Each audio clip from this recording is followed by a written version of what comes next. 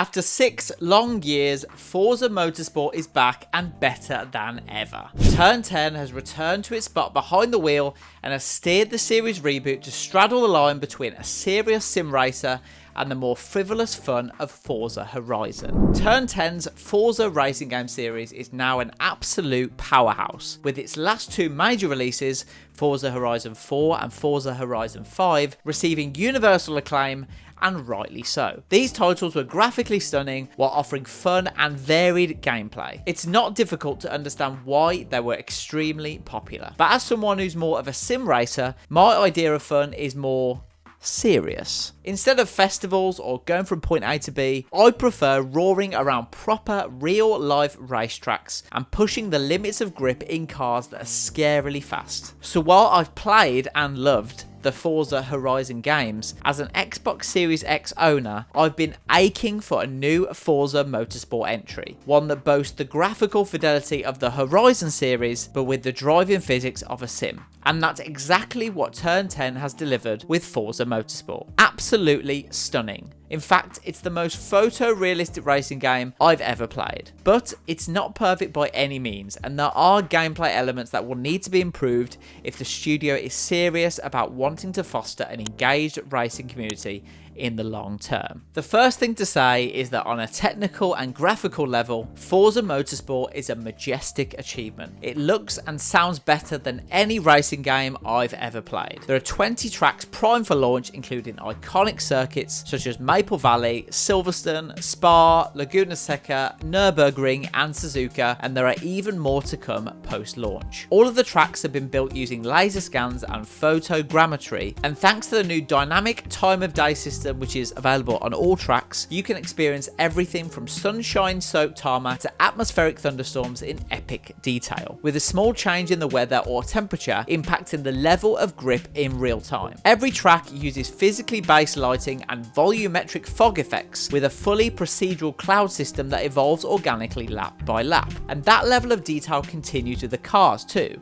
with the game even simulating paint thickness and the layering of dirt. So each car will have a unique context-aware damage and dirt buildup. The addition of real-time ray tracing sees this game flex its graphical muscles like a proud bodybuilder, with the shadows and reflections on the car windows and paintwork only adding to the already sublime graphics that this title boasts. Although I probably need to upgrade my PC to see this game at its full potential. This gorgeousness does come at the cost of being incredibly demanding. I reviewed Forza Motorsport on a PC with an AMD Ryzen 7 3800X and an Nvidia RTX 3070, and even when sticking to 1080p, there were some graphical anomalies and drops in frames when playing on high graphics settings. So be warned, you'll have to adapt accordingly if you play on a higher resolution or are using older hardware. I also haven't had the chance to test this game on an Xbox Series X or S yet, so I can't comment on the performance on those consoles. Gearheads will be more than satisfied with the 500 strong car lineup that Forza Motorsport will have at launch, although die-hard series fans might feel like those are rookie numbers compared to the 700 vehicles Forza Motorsport 7 launched with. There's a glaring absence of drag or drift modes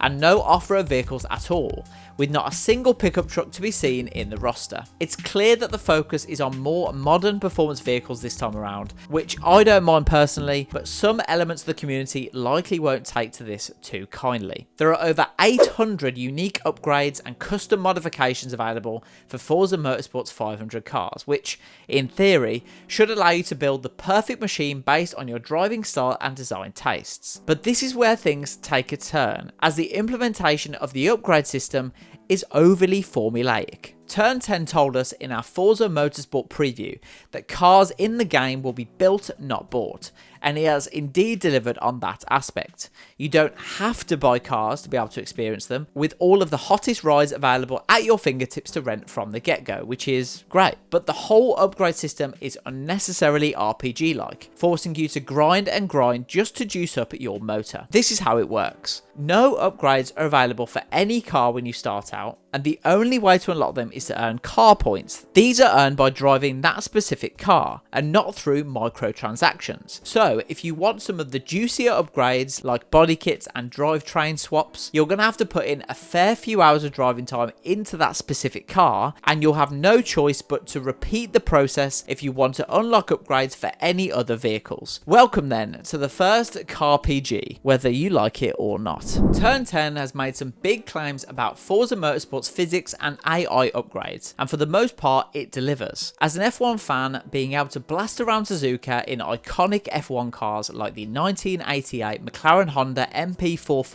the 1976 McLaren M23 and the 1976 Scuderia Ferrari 312 T2, driven by racing legends like Ayrton Senna, James Hunt and Niki Lauda, was an absolute joy. Other highlights include about 100 laps of Laguna Seca in the 2023 Cadillac Racing V-Series R and countless laps in the 2013 McLaren P1 around Spa. As someone who loves cars and racing, I was well and truly in my element. I used a Logitech G Pro racing wheel during my time with Forza Motorsport because I'm a sim racer, and let's be honest, the Xbox wireless controller just won't cut it. And compared with Forza Motorsport 7, the difference is palpable. Between the changes in track surface, the feeling under braking, the traction loss at the raggedy edge and the experience when driving in changing weather conditions, the physics upgrades make for a much more authentic and immersive racing experience, with every car possessing very different characteristics for a unique feel. It's not quite R Factor 2 in terms of realism, but it's not far off, and it's certainly a huge step up from anything Turn 10 has done before. I love serious sim racing, so naturally the driving in this game was a lot of fun for me. I was also pleasantly surprised at the AI improvements, with opponents sometimes taking different lines from the racing line, making human-like errors and being nice and aggressive when defending. But without a doubt, the most disappointing aspect of this game is the modes on offer, and that's despite the introduction of a new single-player Builders Cup career mode, which gives you the chance to experience different categories of cars across a variety of events and series. Sounds good, right? Well, for a while it is, but there's simply too much repetition, making it feel more like a technical exercise than a racing game. For example, you have to take part in a practice event before every single race. That's unless you skip it by going into the menus, but this isn't obvious to do and the game never tells you can do this. The cutscenes are also repetitive and pretty uninspiring. Although there's loads of grinding to do in terms of acquiring and upgrading cars, there is also precisely zero in terms of driver progression. Forza Motorsport is all about the cars then, and while that might make sense on the surface, the lack of a human personal element makes the game feel overly clinical. This is exacerbated by the lack of local split screen multiplayer, which is downright unacceptable in 2023. There is online racing to be had, of course, which includes the new competitive featured multiplayer mode, featuring specs events and open events,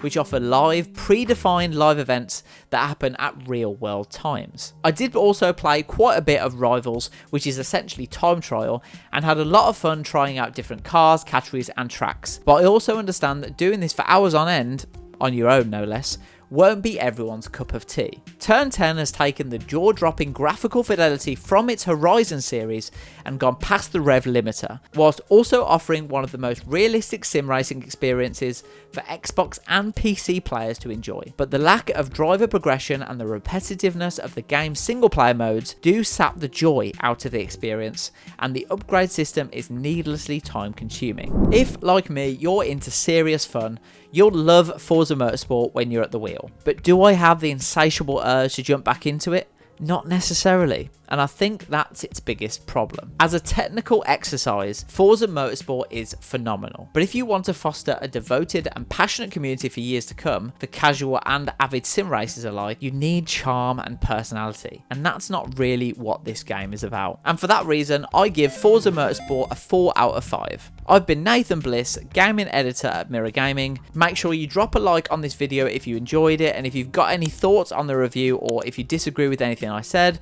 please leave a comment and we'll try our best to reply to you. But make sure you get subscribed for the latest in game reviews, previews and much more. See you in the next one.